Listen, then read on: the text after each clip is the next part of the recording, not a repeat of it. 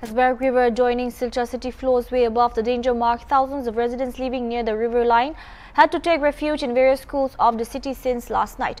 Berwick River at Annapurna Ghat of the city peaked at 19.83 meters as the danger level mark witnessed the river barrack flowing at 21.33 meters at 10 a.m. on Thursday, a whopping 1.5 meters more than the danger mark.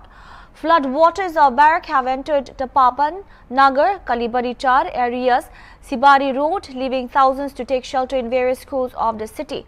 The district administration of Qatar is yet to provide relief and rehabilitation for these refugees, but municipal officials were seen busy trying to accommodate these refugees. Water and other essential commodities are now being provided for these flood-affected families.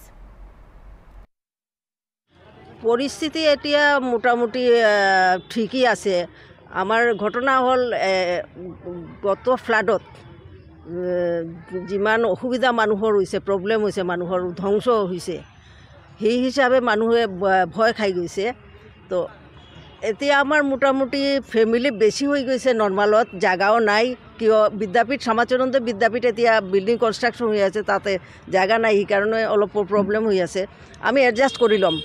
R প্ৰশাসনেৰ পৰা এতিয়া আমি অঙ্গনবাড়ির যিবিলাক কর্মী আছে তাক মাতিছোঁ যে list করার কারণে।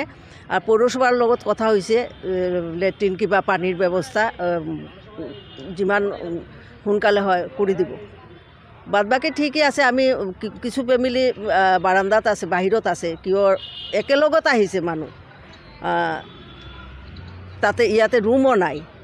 আমি চেষ্টা কৰি আছোঁ সেইবিলাক কেনেকুৱা সমাধান কৰোঁ।